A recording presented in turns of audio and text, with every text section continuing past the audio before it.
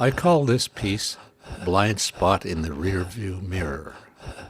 It's perhaps a strange analogy to use in describing the place indigenous people occupy in the makeup of the human race, yet it's uncomfortably accurate. A number of years ago, Jacques Parizeau, the then Premier of Quebec, had made elaborate plans for Quebec to secede from Canada.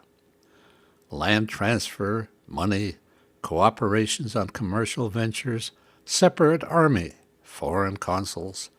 It was heady times for the Premier and his cabinet. He was whipping up the constituents to march into the future in a sovereign Quebec, rich in natural resources, and finally rid of the hated English. Of course, the James Bay Hydroelectric Project was a major driving force of Quebec's economy, a complicated affair negotiated with the Northern Cree by Parizeau's predecessor, and it was going to be the foundation of Quebec's economy. Just as the sovereignty wagon was speeding towards separation in the plebiscite, a spot showed up in the rearview mirror. It was the Northern Cree saying no, they would prefer to stay in Canada, thank you. The Quebec government was mortified. What the hell was that? Tabernacle! Looking everywhere, they were speeding along and hadn't seen this coming. They hadn't even considered the Indian population and their needs or wants. Well, it was a deal-breaker. The government hadn't ever thought of consulting with its native population. It just hadn't occurred to them. Then there was the Meech Lake Accord. That was a deal to amend the Canadian Constitution, which then had to be ratified by all 11 provinces. I don't know who chose the location for this historic event, but I've been there. That's one hell of a resort. It was certainly a raucous event. Each province had to sign on in order for ratification to take place, so you can imagine the jockeying and jostling going on. Each province must carry a unanimous vote of its House in order to ratify the accord. I think it was then that Prime Minister Brian Mulroney said, "You look at the odds and you roll the dice."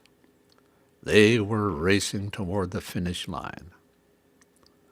Now step back a moment and think about this old Indian ambling down a dark country road, just minding his own business. Well, the Meech Lake Express goes whizzing by, never even taking notice of old Elijah Harper twiddling his eagle feather. Being an elected member of Manitoba's legislature, when the vote on Meech Lake is brought forward, holds up his eagle feather and says, no. The First Nations were neither consulted nor were they part of the negotiations. So the whole Meech Lake affair went down the toilet. I cite these two examples for good reason. They show what can be done if one has the intestinal fortitude and courage of the ancestral warriors who would rather die in battle than compromise their principles. These are some of the role models to look up to. There are others. Phil Fontaine, Ovid Mercredi, Dr. Matthew Kuncombe, Frank Wesley, Sean Atleo, just to name a few north of the 49th parallel. There are many others I've either forgotten or haven't even heard of who silently do their work. But in the face of so many challenges that lie in their paths, how is a handful of courageous and fearless fighters to survive by themselves? They will be swallowed up, never to be seen again, and the prophecy of the seventh fire will come to pass. There are currently more than 1 million Aboriginal, Inuit, and Métis people in Canada, the large majority of whom are unemployed, overcrowded, underhoused, and generally unseen or at the very least taken for granted. Let's look at the challenges facing these communities. Who is the enemy here? Well, lack of economic base, poverty, substandard housing and utilities, disease, alcoholism, substance abuse, unemployment, lack of education. That just about covers a multitude of sins, I guess. Oh yes, I forgot about underfunding, too. In truth, these are not the causes of the miseries suffered by reserved residents. Rather, they are the effects of the miseries suffered by people on reserves. It's a self-fulfilling prophecy that you will get sick and die if you allow yourself to get sick and die. That's perhaps a harsh judgment, but not really. Well, let me give you an example. Russell Means, iconic activist and world-renowned leader of the American Indian movement, lives part-time on the Pine Ridge Reservation, the poorest reservation in all of the USA. It was a huge blow when he was diagnosed with cancer of the throat. He was going to die. Well, he did the math on how much he still had left to do, and it just didn't work out. So he decided to postpone dying, at least until he was finished with his work. He should have been the late Russell Means a year ago. Now, the only thing he can be accused of is being late for his own funeral. One must take a lesson from that. Identifying the source of the problem, going back to traditional healing, calling upon the strength and wisdom of the ancestors, and being open to accept the prayers of people from around the world of all stripes and religions, and a miracle happened. Nothing to it. Are you kidding? Don't tell me Russell and his family didn't suffer through dark, stormy days and nights of angst and uncertainty. Even I, as one of the prayer givers, was given to moments of uncertainty, and I have never even met the man. But mission accomplished. The American Indian movement still has its leader, and so does the Pine Ridge Reservation.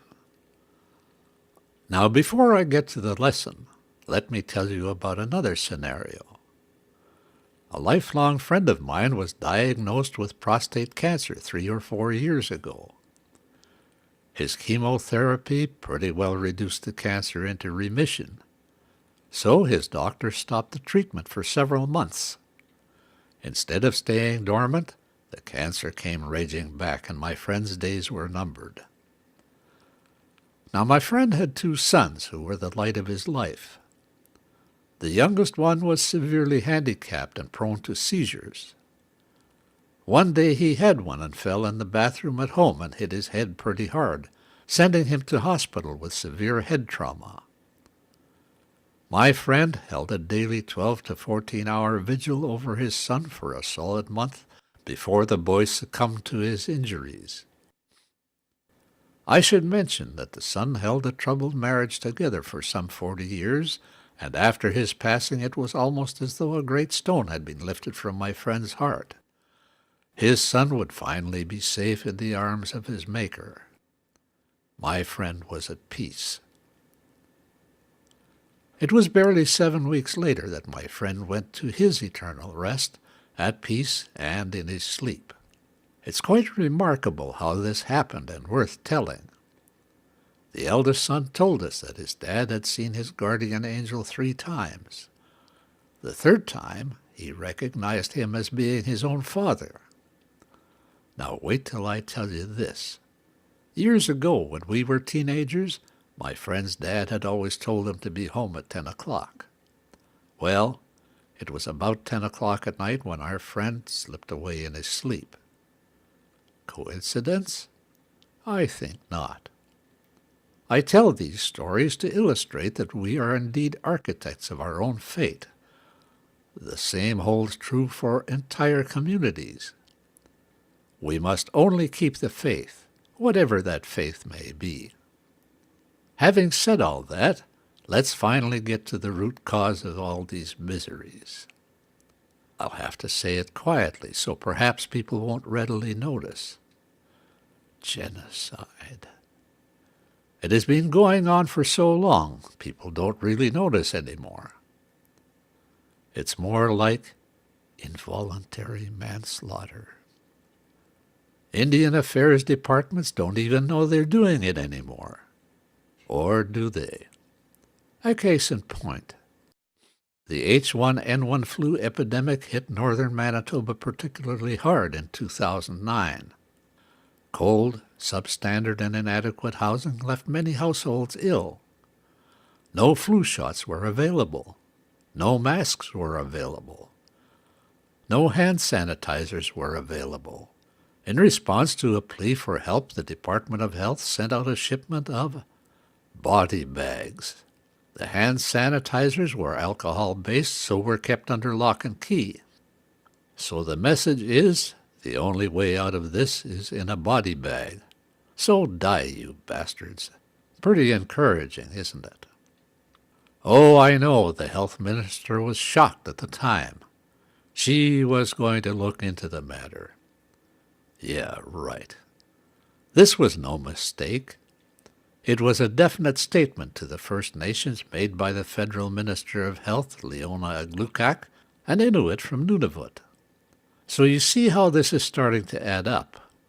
Somebody in Indian and Northern Affairs, or even the Prime Minister's office, cooks up a way to hammer the native people down. And then, by God, they pin the tail on their health minister, who is herself an Indigenous person. Nice trick. She is either in cahoots with the perpetrators or is too stupid to catch on. And now we have the matter of Attawapiskat in northern Ontario. Several months ago, the chief declared a state of emergency. Many of the 1,800 residents are living in shacks and tents with no heat, no water, and no sewer. Children are sleeping on moldy mattresses, in moldy rooms, and living in basic squalor, often in overcrowded conditions. I have no idea how things got into such a sorry state.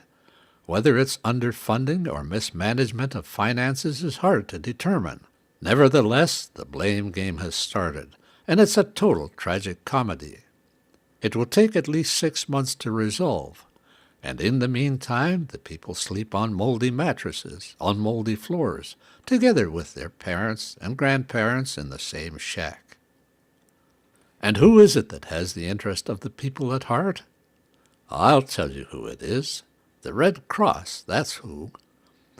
While the rest of these idiots are barking at one another, pointing their fingers away from themselves, the Red Cross, the same organization that delivers aid to Ethiopia, Kenya, Somalia, and other war-torn and third-world countries, has stepped in with sleeping bags, heaters, warm clothing, and the basic necessities for the people who need them. While the power players are speeding along, entrenching their places in the sun, the only people who have done a shoulder check to see who is in the rearview mirror are the Red Cross. We have suddenly become a third-world country. We spend $5 billion a year on foreign aid, but we don't have enough for the necessities of our own people. How can that be? We send 3,000 troops to Afghanistan to pop off the Taliban, but we don't have any idea of how to rid ourselves of gangs. What's up with that? These guys also know how to build roads, houses, schools, drill wells, provide sewage systems, and all sorts of other things. Yet they do that halfway around the world, but ignore the needs at home. Our finance minister parades around the world lecturing the various countries on how to manage their finances, the way Canada does. In the meantime, we can't figure out where to allocate our own budgets. While our Prime Minister prances around in the King's new clothes, many ordinary Canadians are suffering needlessly. He paints shame on Canada in broad strokes. Are we that much different than Zimbabwe? Is there that much difference between Stephen Harper and Robert Mugabe? Probably not. I never thought for a moment it would take this much space to paint a picture of our dire situation. It shows you just how serious things are, and by and large there's not that much difference between Ottawa and the various First Nation chiefs and councils. They're all politicians too, after all. Their business is to loot and to steal. and now they know that we know that. It's just unfortunate these power brokers take everyone else, that is, those who actually try to make a difference, down with them. The brand is the brand. But let's not take comfort in blaming someone else for our troubles. Let's rather defeat them by taking the fork in the road that shows you how we, you, the pawns of these power brokers, can survive. It's not an easy road. In fact, it's a very hard, rocky road to travel with many twists and turns and oft steep hills to climb. But it is the only road open to escape the evildoers and set them on their own path of destruction. You would be surprised at how soon they either fall apart or get on board. Indian culture goes back thousands of years in North America. Granted, not all tribes or civilizations survived. Sometimes the hardship they suffered wiped them out. Sometimes other tribes just swallowed them up. But by and large, they survived and even thrived to one degree or another. These were not stupid people. They were not only smart, but also resilient and resourceful. They had to be in order to survive. What secrets did they have in order to do this? How did they manage? Of course, there were a lot more resources at hand in those days, and a lot more space to wander around. But still, there are secrets and wisdoms in the ancient cultures that allowed these people to adapt to their circumstances. And they obviously adapted very well. The good news is that Indian people are not that far removed from these cultural secrets. They are not yet lost for all time. They are hidden just below the surface and must be dug up and put to use. They can be found in the language and the stories. The natural kindness and hospitality of the Indian people unfortunately worked against them as the Europeans were blazing a trail of destruction across the Americas. Had they been a little more suspicious and perhaps warlike, the outcome might have been considerably different. It's an interesting thing to speculate about, although that's all in the past. Even still, there are lessons to be learned from that. Having gained the upper hand, the Europeans continued to roll over Indian culture, spiritual beliefs, languages, and lifestyles, systematically extinguishing bits and pieces of Indian culture a little at a time. The residential school system, both in the U.S. and Canada, with its attendant abuses, did more to grind Indian culture into the ground. Slowly, Indian people became desensitized to their ancestral makeup, and more came to believe in their own worthlessness. The late Mary Chartrand, an iconic elder among the urban aboriginals in Winnipeg, often lamented that the people had lost their spirit.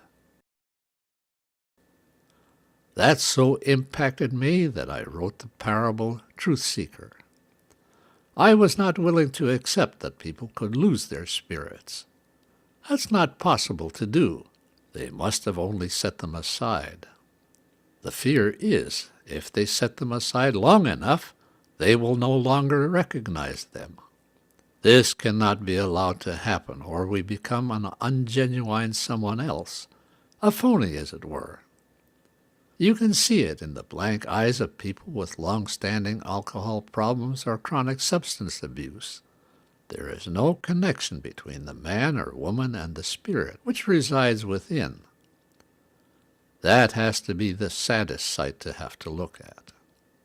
There are only two places to look for a pathway to the inner spirit that I know of. The first is language. This is very important because there are words and phrases in any particular language exclusive to the culture they represent. They cannot be said in any other language and are an identifier of the culture. A very important point. The other place to look is a much more important place. It is the key to spiritual renewal and the gathering of strength and pride. That place is in the stories of the tribe. There are myths and legends with lessons to teach. There are tales of heroic deeds of the ancestors to learn from, and through these stories there are connections to the spirits of the ancestors themselves. That's no idle talk either. Look at the experience of my friend that I outlined at the outset of this narrative. I did that for a reason. You should have proof of its truth.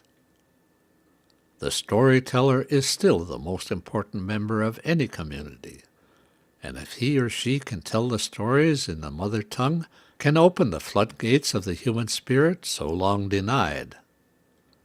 There is no other way. It must be done. Of course, none of this will put more food on the table, or buy firewood or warm clothes.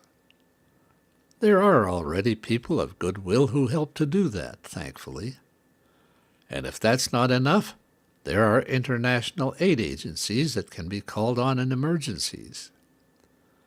It's a sad commentary on this great superpower that is unwilling and or unable to meet its commitments. But in these days of global communication, there is little love lost for Americans who are still playing cowboys and Indians in their own backyard while singing the great praises of the American dream abroad.